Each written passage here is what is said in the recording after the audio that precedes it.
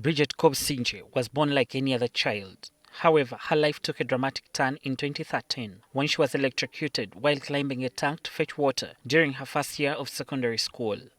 So I screamed, and then my brother came and hit my leg off the roof. He tied a dry cloth on his hand, and he hit the left leg that was on the iron sheets off. But when he hit, we were both up in the air, so we fell. So it was that fall that actually caused the damage, because I broke the spinal cord, actually the backbone. She was rushed to Malago Hospital, but the doctors informed her parents that the damage to her body was irreversible and she would remain in her current condition for the rest of her life. They recommended she take a 2-year break from school to recover. I was paralyzed. I was just in Pampers, of course. They were changing me such stuff.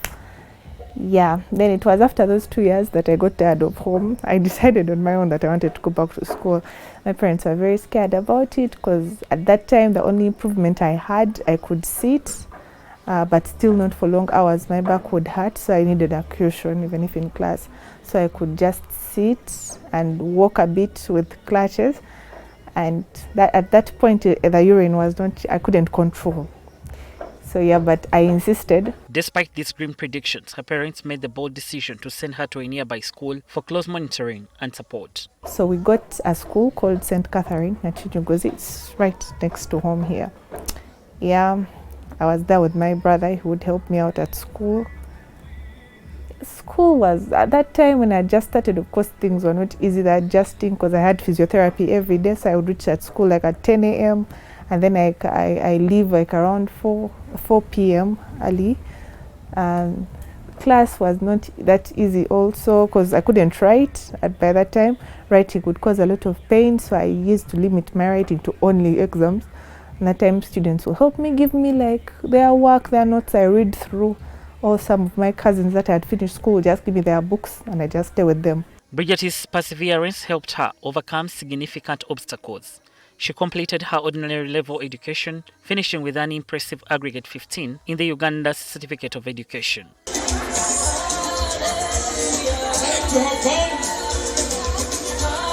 Yeah, and I was the best student at the school. Yeah, that was literally a miracle. Even I didn't expect it. I didn't see it coming. She later joined Trinity College Nabingo for her advanced level studies, where she continued to excel through hurdles. Life was a bit tough, and I think what made A-level even worse is that it's the first time I started experiencing neuropathic pain. Like it's some kind of pain where you feel like many razor blades are cutting under your skin in a millisecond. So, and I had to get used, I had to adapt to the pain, but of course they gave me painkillers to manage. But the painkillers they gave me, they were really strong. They would keep me sedated for all the time I've taken them. So this limited my going to class. Like I used to take them like 4 times a week. So whenever I would take them, I would sleep the whole day. I would be so lazy. My whole muscles would be relaxed, so I couldn't walk to class. In 2021, following her Uganda Advanced Certificate of Education results, Bridget applied for a Bachelor of Pharmacy degree under the government scholarship program for persons with disabilities. Of the more than 100 applicants, only 67 received the scholarship, and Bridget was among them. On reaching Makerere, students were really many fighting for the 67 slots on government that are given to persons with special needs. But God is so great, I got pharmacy at Makerere through the disability scheme. Government. At Makerere University, however, her journey was far from smooth. Due to her mobility challenges, she often missed lectures. She also noticed the lack of reasonable accommodations in many university buildings, including in washrooms, making it difficult for students like her to access facilities with ease. University is huge, and in there they don't allow borders. So if you don't have a car, you're going to walk. So I was in Africa Hall. Yeah, I had to walk from Africa to School of Pharmacy and back. Then when we have exams, I will have to walk from Africa to CTF1. And imagine that, no, we used to at courses. Yeah, to courses. You reach courses, they tell you that the paper is on the last floor, level 6. So I walk only that journey from Africa to CTF1. I reach when my legs are really tired, they are shaking. But then I have to walk up because that building has no elevators. Then also another challenge was always the toilets. Yeah, so of course not every building had accommodative toilets for persons with special needs. I have a problem with getting up. Like I can squat, but then getting up is a problem. So if the walls don't have support, I'll have to hold onto the walls to get up. Sometimes I would still fail out to drag myself on those dirty floors. Yeah, so if you're lucky enough and the toilet is a sit-on, you can sit, but you know how dirty those toilets are.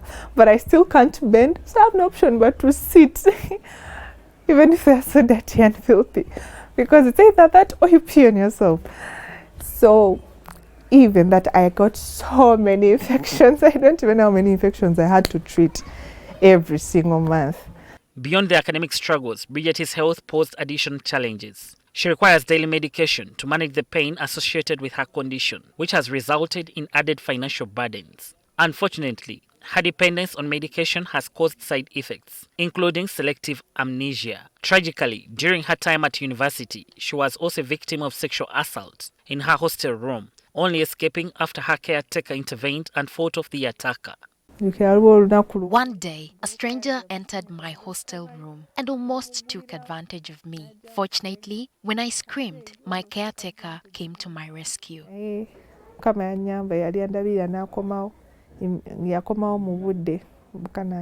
These adversities led Bridget to seek leadership roles, determined to fight for the rights of fellow students with disabilities. She was elected by her peers as the representative for students with disabilities in the 8th Guild government and later served as the minister for persons with disabilities. They always used to tell me about the Disability Support Center. At that time, it was not yet there. They have just put it there now.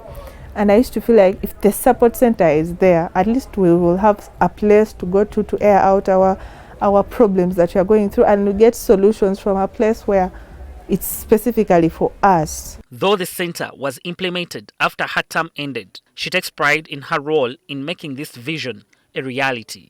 However, she believes that more must be done by Makerere and other institutions to provide reasonable accommodations to students with disabilities. Because I've seen many instances where someone does not have an interpreter and yet they're in class seated. So what are they learning?